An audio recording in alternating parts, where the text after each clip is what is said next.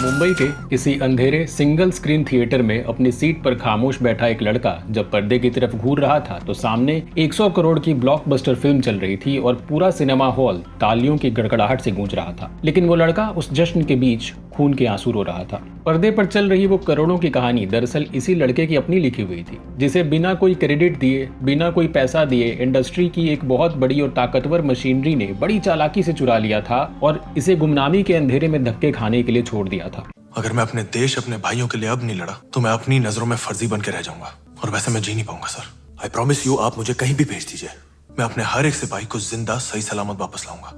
एक स्ट्रगलिंग और aspiring writer के लिए ये वो मोड़ होता है जहां इंसान टूटकर बिखर जाता है, अपना बोरिया बिस्तर बांधता है और अपने शहर वापस लौट जाता है, ये मानकर कि माया नगरी में बिना गॉडफादर के सिर्फ और सिर्फ इस्तेमाल किया जाता है। लेकिन सालों तक इस भयंकर फ्रस्ट्रेशन, रिजेक्शन और धोखे को अपने सीने में एक ज्वालामुखी की तरह दबा कर रखने वाले इस कश्मीरी लड़के ने हार मानने के बजाय अपना रिवेंज मोड ऑन कर लिया और जब आखिरकार इन्होंने कैमरे के पीछे खड़े होकर एक्शन बोला तो इंडियन सिनेमा के इतिहास में एक ऐसा भूचाल आया जिसने बॉलीवुड के पूरे पॉपकॉर्न स्पाई यूनिवर्स की धज्जियां उड़ाकर रख दी।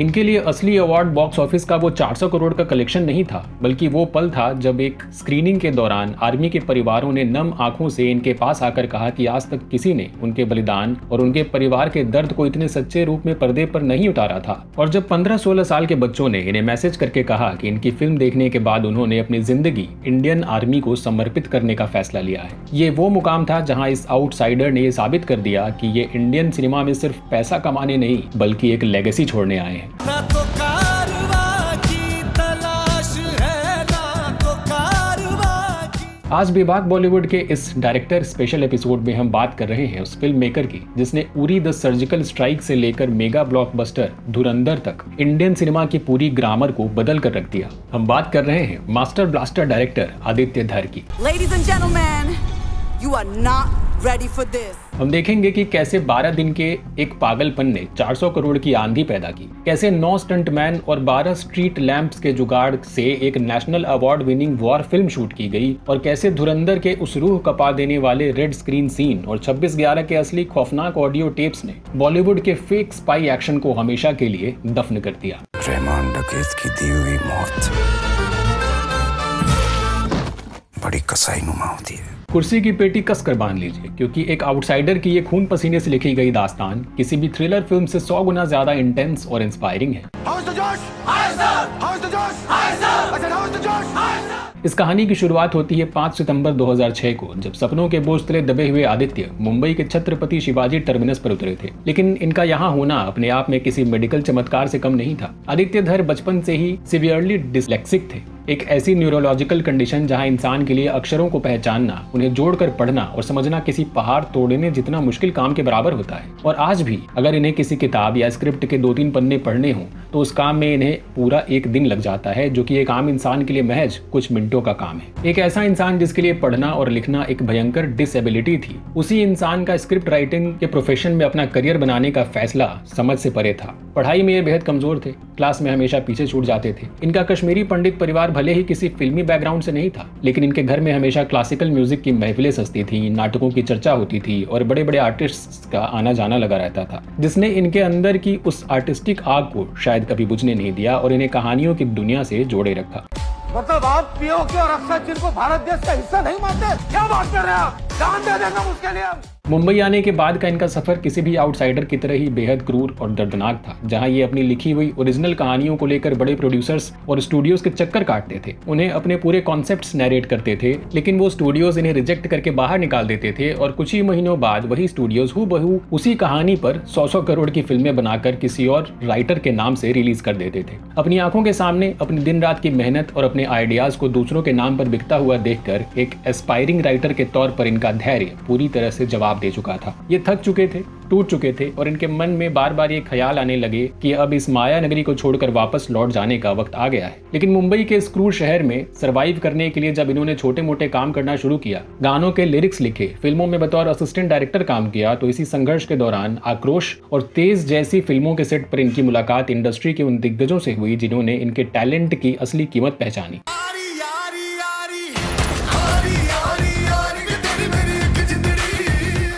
विशाल भारद्वाज, प्रियदर्शन और रॉबिन दा जैसे सिनेमा के दिग्गजों ने आदित्य के काम को देखकर इनसे कहा कि तेरे अंदर कुछ अलग बात है, रुक जा, तू कर पाएगा, बस थोड़ा और इंतजार कर ले, देर है लेकिन अंधेर नहीं है। और इसी भरोसे ने इन्हें उस दलदल में डूबने से बचा लिया, भले ही इनके सामने अभी सबसे बड़ा और सबसे खौफनाक प्रोफेशनल हार्ट ब्रेक आना बाकी था। मैं लड़ जाना है लहू में एक चिंगारी।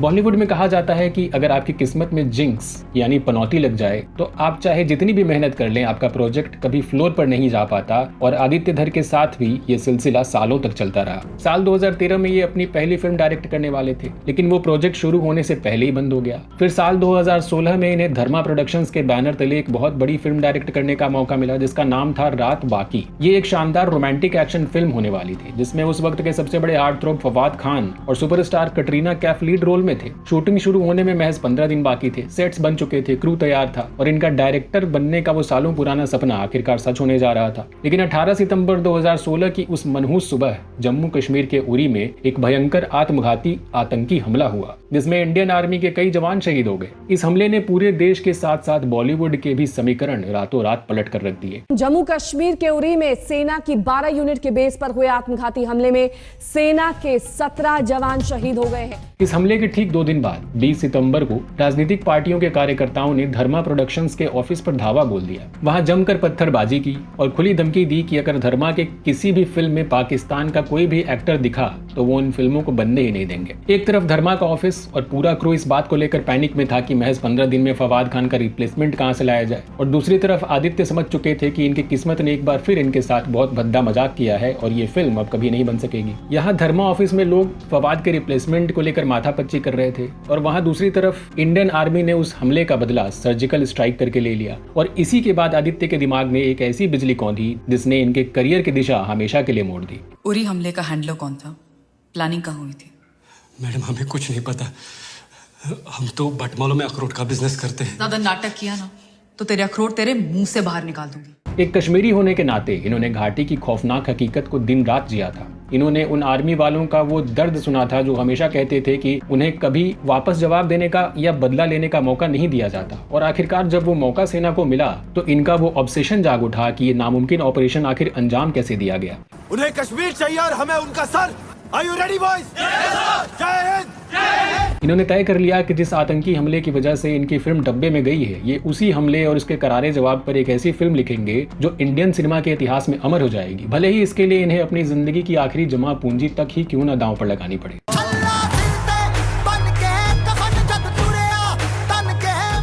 1 अक्टूबर 2016 से इन्होंने इस क्लासिफाइड और गुप्त ऑपरेशन की रिसर्च शुरू कर दी, जो किसी फिल्म की स्क्रिप्टिंग से ज्यादा एक खतरनाक इन्वेस्टिगेटिव जर्नलिज्म का काम था, क्योंकि सर्जिकल स्ट्राइक से जुड़ी हर जानकारी टॉप सीक्रेट थी। इनके पास किसी प्रोड्यूसर का बैकिंग नहीं था, कोई सपोर्ट नहीं था, बल्कि ये अपनी खुद की सेविंग्स उड़ाकर मुंबई से दिल्ली के अनगिनत चक्कर काट रहे थे। बड़े बड़े जर्नलिस्ट, रिटायर्ड आर्मी ऑफिसर्स और डिफेंस एनालिस्ट से छुप छुप कर मिल रहे थे ताकि इस ऑपरेशन की असलियत को दुनिया के सामने ला सके। मैं आपको उरी में हुए शहीद भाइयों के मौत का बदला लेने का मौका देने जा रहा हूँ। उनका सर धड़ से अलग करने का मौका देने जा रहा हूँ। पूरे 6 महीने तक ये खामोश और थका देने वाला सिलसिला चलता रहा, और हर दिन इन्हें ये डर सताता रहा कि अगर ये फिल्म भी रुक गई, अगर ये आखिरी सेविंग्स भी डूब गई तो इनका क्या होगा। ये एक ऑब्सेशन के शिकार हो चुके थे, जहां इन्हें दुनिया को कम से कम एक बार अपना टैलेंट साबित करके दिखाना ही था। और तभी आया 1 मार्च 2017 का वो दिन जिसने इन्हें एक भयंकर पैनिक अटैक दे दिया, जब इनके एक दोस्त ने फोन करके बताया कि बॉलीवुड का कोई और बड़ा बैनर सर्जिकल स्ट्राइक पर फिल्म बनाने जा रहा है। I think somebody is trying to make a film on surgical strike, and I panicked. I was like, dude, this can't be happening to me again.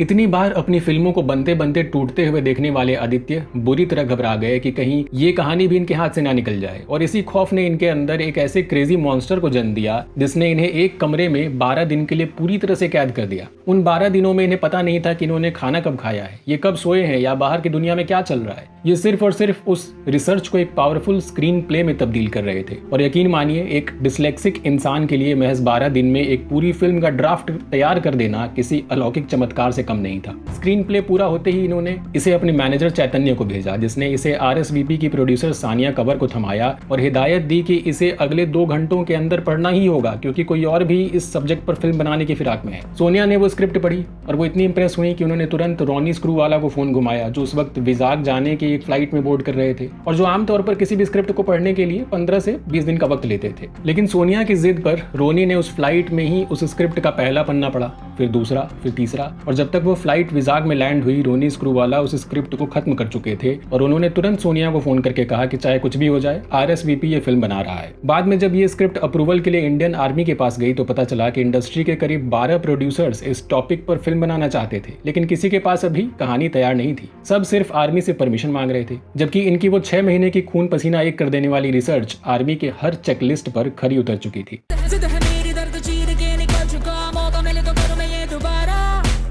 लेकिन स्क्रिप्ट पास होना सिर्फ आधी जंग थी। असली लड़ाई तो सेट पर लड़ी जानी थी, जहां एक फर्स्ट टाइम डायरेक्टर को एक वॉर फिल्म बनानी थी, वो भी उस बेहद लिमिटेड बजट में जिसमें आमतौर पर बॉलीवुड के नए डायरेक्टर सिर्फ एक हल्की फुल्की कॉमेडी ही बना पाते हैं। ये फिल्म इनके और इनके क्रू के लिए किसी असली सर्जिकल स्ट्राइक से कम नहीं थी, जहां इन्हें हर दिन पैसे बचाने के लिए नए नए और नामुमकिन जुगाड़ खोजने पड़ते थे और जहां इनके पास बड़े स्टंटमैन या हॉलीवुड के एक्शन डायरेक्टर्स की फौज हायर करने का बजट बिल्कुल भी नहीं था। पूरी फिल्म में कुल 5 बहुत बड़े और विशाल एक्शन सीक्वेंसेस थे। चंदेल का एम्बुश, म्यांमार का अटैक, उरी का आतंकी हमला और पाकिस्तान के अंदर B1 और B2 लॉन्च पैड पर किया गया फाइनल स्ट्राइक। लेकिन इनके पास इन सभी सीक्वेंस को शूट करने के लिए सिर्फ 9 स्टंटमैन की एक छोटी सी टीम थी। मेरे घर में घुस के मेरे भाइयों को मारा था ना, आज मैं तेरे घर में घुस के तेरे भाइयों को मार रहा हूँ।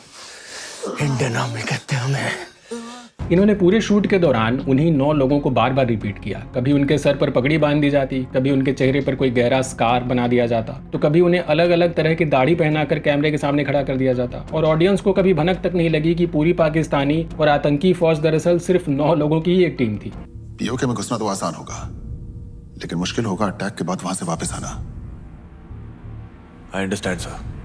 इतना ही नहीं, चूंकि फिल्म के ज्यादातर और सबसे अहम एक्शन सीक्वेंसेस घुप अंधेरे में रात के वक्त शूट होने थे और प्रोडक्शन के पास बड़े और महंगे लाइट्स हायर करने का बजट नहीं था, तो इन्होंने एक ऐसा मास्टर स्ट्रोक खेला जो फिल्म मेकिंग के इतिहास में दर्ज हो गया। इन्होंने अपनी टीम से कहकर सिर्फ 12 स्ट्रीट लैंप्स तैयार करवाए और शूटिंग के दौरान उन्हीं 12 खंभों को चकोटी विलेज के सेट से उखाड़कर B1 लॉन्च पैड के बाहर लगाया जाता और फिर वहां से उखाड़कर B2 के सेट पर खड़ा कर दिया जाता। पूरी फिल्म में उन 12 स्ट्रीट लैंप्स ने वो जादुई रोशनी दी जिसने 250 करोड़ से ज्यादा का डोमेस्टिक और 400 करोड़ का वर्ल्ड वाइड कलेक्शन करके बॉलीवुड के सारे गणित ही फेल कर दिए। ये सिर्फ एक डायलॉग नहीं रहा दोस्तों, ये पूरे हिंदुस्तान का नेशनल एंथम बन गया। उरी की उस मॉन्स्टर सक्सेस के बाद इंडस्ट्री के नियम के मुताबिक इन्हें बॉलीवुड के सबसे बड़े और सबसे रिस्पेक्टेड डायरेक्टर्स के तख्त पर बैठा दिया जाना चाहिए था, जहां ये अपनी शर्तों पर कोई भी फिल्म बना सके। इन्होंने एक ऐसे प्रोजेक्ट की नींव रखी जो इंडियन सिनेमा का सबसे बड़ा और सबसे एम्बिशियस विजुअल स्पेक्टिकल होने वाला था, द इमॉर्टल अश्वत्थामा। सालों तक इस प्रोजेक्ट का प्री प्रोडक्शन चला, हॉलीवुड के लेवल का कॉन्सेप्ट आर्ट तैयार किया गया, VFX की टीम्स हायर की गई और इन्होंने इस फिल्म के लिए अपने कई साल झोंक दिए इस उम्मीद में कि ये इंडियन सिनेमा को एक ग्लोबल पोडियम पर लेकर के जाएंगे। लेकिन बॉलीवुड की पॉलिटिक्स एक बार फिर इनके आड़े आ गई, जब अचानक बिना किसी ठोस वजह के रातों रात बजट और कास्टिंग का हवाला देकर इस ड्रीम प्रोजेक्ट को बंद कर दिया गया। It was too big for the mathematics to work for Indian cinema, because the kind of VFX quality we were looking at, nobody has even strived for it yet.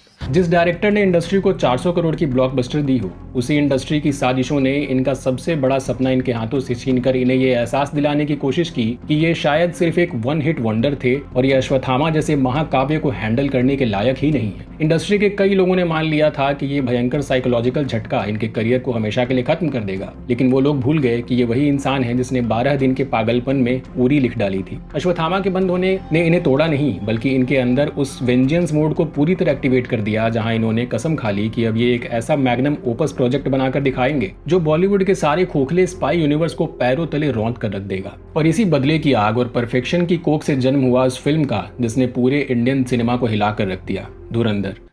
عندي خوش فصلة يا اخي تفوز والله خوش رقصة يا اخي دوس عندي خوش فصلة जब धुरंधर की script और इसका vision पहली बार actors को सुनाया गया तो सब हक्के बक्के रह गए, क्योंकि इन्होंने साफ कर दिया था कि ये बॉलीवुड की उन पॉपकॉर्न स्पाई मूवीज की तरह कोई हल्की फुल्की फिल्म नहीं बनाने वाले, जहां स्पाई कैमरे के सामने चश्मा पहनकर नाचते हैं और बिना खरोच के सैकड़ों लोगों को मारकर निकल जाते हैं। इनका मकसद था कि ये जीरो डार्क 30 और अमेरिकन गैंगस्टर जैसी एलीट और डार्क फिल्मों के लेवल का एक ऐसा स्प्राउलिंग सिनेमा बनाएंगे जो 3-3.5 घंटे के रन टाइम के बावजूद ऑडियंस को अपनी सीट से हिलने भी नहीं देगा। रहमान डकैत की दी हुई मौत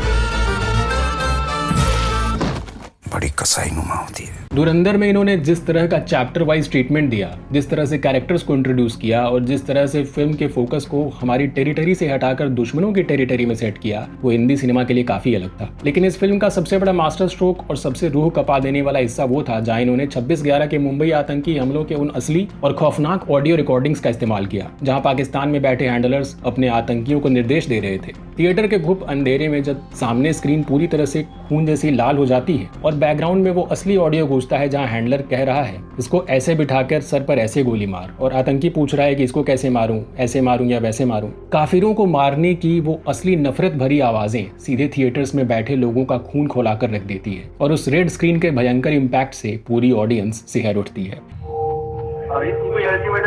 ये तो हमारा अभी तो ट्रेलर है, अभी असल फिल्म अभी बाकी है। इन्होंने कोई फिक्शन नहीं बेचा था, बल्कि उस रियल टाइम ट्रॉमा को अपनी कहानी में इतनी परफेक्शन के साथ इंटीग्रेट किया था कि बॉलीवुड के तमाम स्पाई थ्रिलर्स इसके सामने एक कार्टून नेटवर्क लगने लगे। आदित्य धर की इस पूरी जर्नी में एक आउटसाइडर के स्ट्रगल से लेकर धुरंधर के इस ऐतिहासिक मुकाम तक के सफर में आक्रोश के सेट का एक हिस्सा बड़ा ही मशहूर है, जो इनकी असली पहचान को बयान करता है। तमिलनाडु के करकुडी के बीहड़ में 50 डिग्री की भयंकर गर्मी में ये एक डायलॉग राइटर होने के बावजूद डायरेक्शन टीम को पागलों की तरह असिस्ट कर रहे थे। पसीने से लथपथ होकर इधर से उधर भाग रहे थे, क्योंकि इनकी फितरत में ही था कि किसी भी प्रोजेक्ट में घुसो तो अपनी पूरी जान झोंक दो। उस दिन इनके सीनियर रॉबिन दा ने इन्हें पास बुलाकर एक ऐसी बात कही थी जो आज धुरंधर की इस अपार सफलता के बाद एक पक्की भविष्यवाणी की तरह लगती है। रॉबिन दा ने कहा, आदित्य, इस इंडस्ट्री में बहुत कम लोगों की पीठ बोलती है, तुम्हारे में वो बात है कि तुम्हारी जिंदगी भर के लिए पीठ बोलेगी। बस एक बात का ध्यान रखना कि तुम कभी बदलना मत। और ये बिल्कुल नहीं बदले। इन्होंने बॉलीवुड के फेक और बनावटी सिस्टम के सामने कभी घुटने नहीं टेके, बल्कि इन्होंने अपनी मेहनत और अपनी रिवेंज मोड वाली आग से उस पूरे सिस्टम को ही अपने हिसाब से झुकने पर मजबूर कर दिया। हिंदुस्तानी काफिर का सर काटकर मुशर्रफ के दस्तरखान पर रखा था मेजर इकबाल ने। आज जब संजय दत्त और अक्षय खन्ना जैसे दिग्गज धुरंधर 2 के लिए इनके इशारों पर काम करने को बेताब हैं, तो ये इस बात का सबूत है कि जहां कुछ डायरेक्टर्स सिर्फ बॉक्स ऑफिस के कलेक्शन के लिए फिल्में बनाते हैं, आदित्य धर जैसे डायरेक्टर्स इंडियन सिनेमा के इतिहास में एक ऐसा टाइमलेस पन्ना जोड़ने के लिए फिल्में बनाते हैं जिसकी मिसाल सदियों तक दी जाएगी। दोजख में अपने भाइयों को सलाम बोलना, कहना दावत पर इंतजार करें, आज बहुत सारे मेहमान भेजने वाले हैं। दोस्तों, आपको इनकी ये बेबाक और अनफिल्टर्ड कहानी कैसी लगी? क्या आपको भी लगता है कि धुरंधर ने बॉलीवुड के बाकी तमाम स्पाई यूनिवर्स को हमेशा के लिए फीका कर दिया है? कमेंट्स में बताइएगा। और अगर एक डिस्लेक्सिक आउटसाइडर से इंडियन सिनेमा के चैंपियन बनने की ये दास्तान आपको पसंद आई हो तो वीडियो को एक लाइक जरूर करें और अपने दोस्तों के साथ शेयर करें। ऐसे ही बॉलीवुड के सबसे रियल, सबसे डार्क और सबसे बेबाक सच को गहराई से जानने के लिए सब्सक्राइब करें हमारा चैनल बेबाक बॉलीवुड। मिलते हैं अगले वीडियो में एक और बेबाक दास्तान के साथ। तब तक के लिए नमस्कार।